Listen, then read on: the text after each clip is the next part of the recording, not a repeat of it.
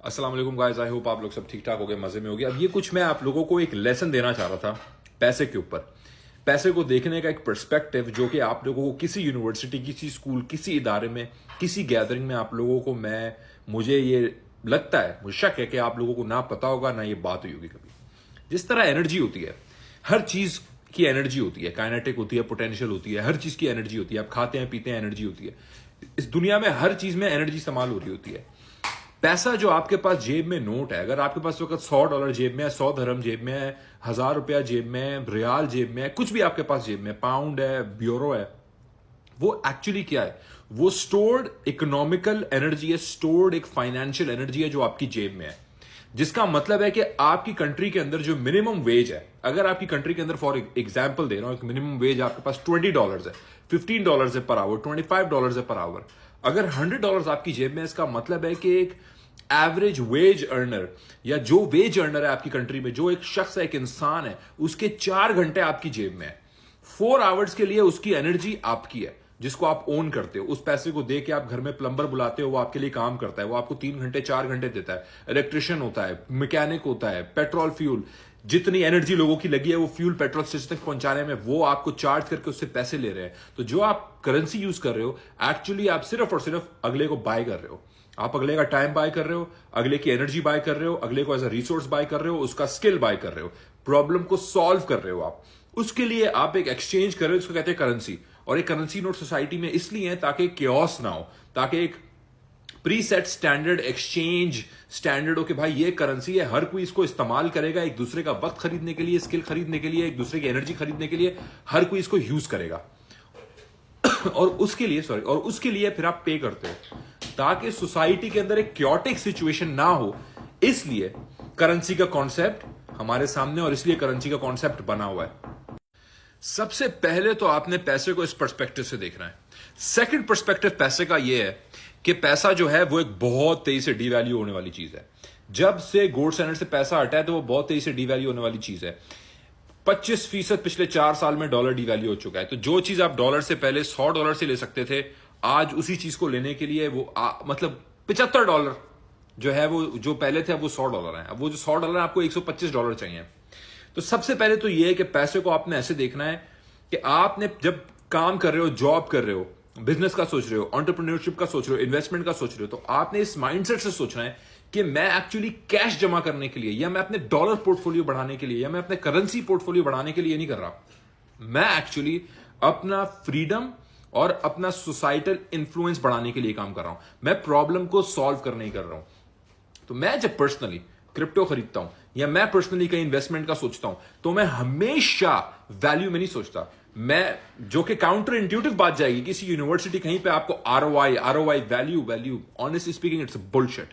ठीक है, ये सब बकवास है। सिर्फ प्रॉब्लम सॉल्विंग के हिसाब से सोचो।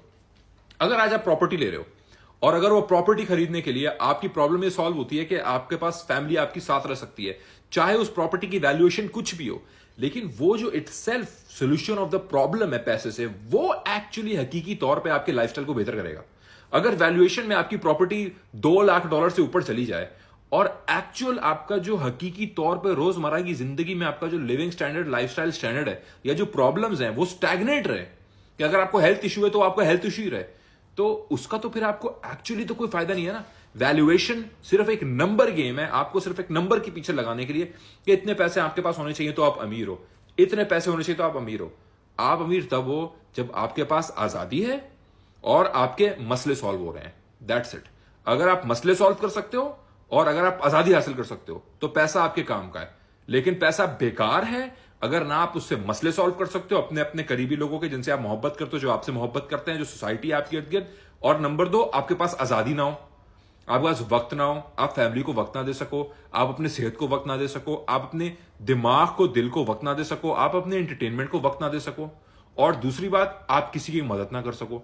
पैसे फंसे हुए आपके, वो भाई वो प्लॉट रखा हुआ है, 10 साल से रखा हुआ है, वो 2 करोड़ से 5 करोड़ का हो गया है, मैं नहीं बेच रहा, 7 करोड़ पे बेचूंगा। लोग इर्द गिर्द आपके हैं जिनको स्कूल की फीसें चाहिए, उनको यूनिवर्सिटी के खर्चे चाहिए, उनके हेल्थ मसले हैं, तो आपकी वो प्रॉपर्टी किसी भी काम की नहीं है, क्योंकि जो सब आप ओन करते हो 100 साल के बाद याद भी नहीं होगा लोगों को कि आप ओन करते थे।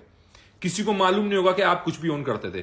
किसी को पता भी नहीं होगा कि शारे गमीन क्रिप्टो का कोई बंदा था, वो क्रिप्टो का काम करता था, वो वीडियो यहाँ पे चीख चीख के बना रहा था, बता रहा था, लोगों को समझा रहा था कि एक्चुअल पैसे को देखना कैसे है।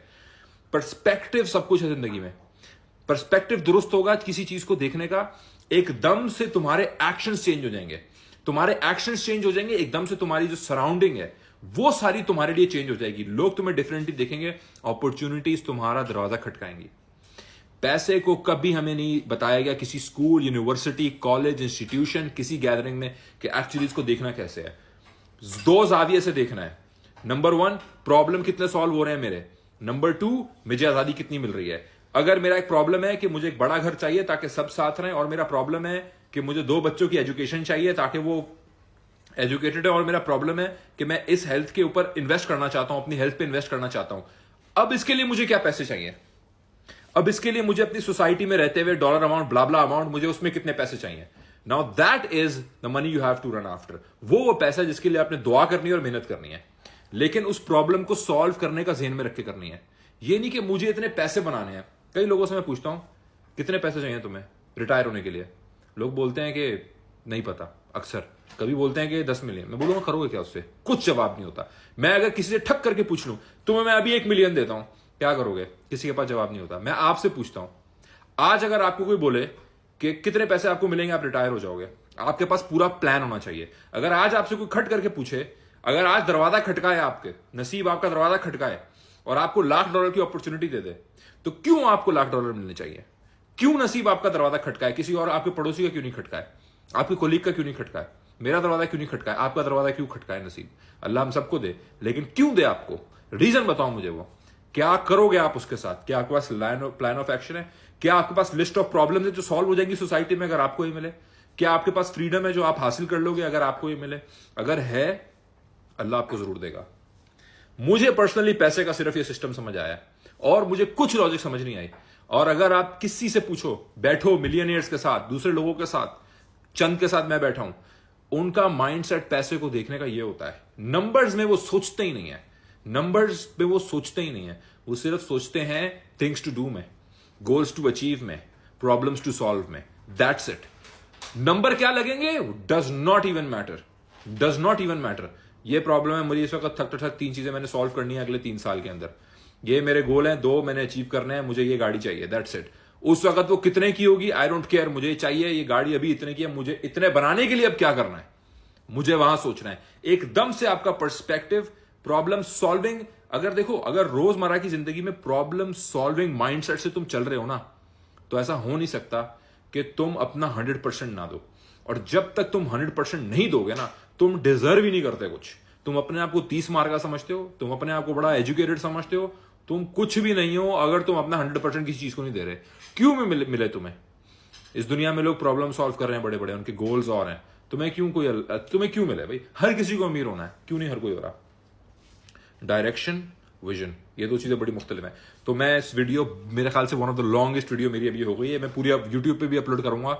लेकिन अगर इस तरह का आप लोग और कंटेंट चाहिए तो जरूर बताओ। लेकिन ये मैं बहुत इंपॉर्टेंट चीज आपको बताना चाह रहा था, एनर्जी के तौर पे देखो पैसे को। जो आपके जेब में अगर आपका $10,000 है, ये $10,000 एक्चुअली आपने जो लोगों की इकोनॉमिक एनर्जी आपकी कंट्री में इस करेंसी के पीछे, मिनिमम वेज होल्डर्स की, वो इकोनॉमिक एनर्जी आपने स्टोर की हुई है, वो स्टोर की हुई है। और याद रखो कि एनर्जी की तरह जितने ज्यादा हाथ ये बदलेंगे पैसे, उतनी ज्यादा ये लूज होगी। एनर्जी जितने ज्यादा फॉर्म्स अपनी चेंज करती है, तो हीट एनर्जी के तौर पे कुछ एनर्जी लॉस्ट होती है। तो जितना ज्यादा ये पैसा चलता रहेगा सोसाइटी में और एक हाथ से दूसरे हाथ से तीसरे चौथे हाथ में जाता रहेगा, उतनी वैल्यू कम होगी। तुम्हारी जेब में जैसे $10,000 है, $5,000 है, $1,000 है, जब तुम किसी को दोगे वो किसी को देगा, वो किसी को देगा। टैक्स की मद में हर कोई टैक्स पे करेगा ना। जब तुम किसी को दोगे वो जीएसटी पे करोगे, वैट पे करोगे, इनकम टैक्स पे करोगे, कॉर्पोरेट टैक्स पे करोगे, कोई ना कोई टैक्स पे करोगे ना। सेल्स टैक्स पे करोगे, परचेज टैक्स पे करोगे, कार टैक्स पे करोगे। वो टैक्सेस की मद में जितने हाथ पैसा बदलेगा, उतनी ज्यादा एनर्जी लूज होती रहेगी, उसकी वैल्यू कम होती रहेगी। एंड में $10,000 ही होगा किसी के हाथ में, लेकिन वो एक्चुअल $4,000 के बराबर होगा। तो पैसे को इस जाविये से सोचो, नंबर्स में सोचना छोड़ दो और देखो फिर इंशाल्लाह कैसी तब्दीली आती है तुम्हारे इर्द गिर्द इंशाल्लाह ताला। थैंक यू सो मच, जज़ाकल्लाह।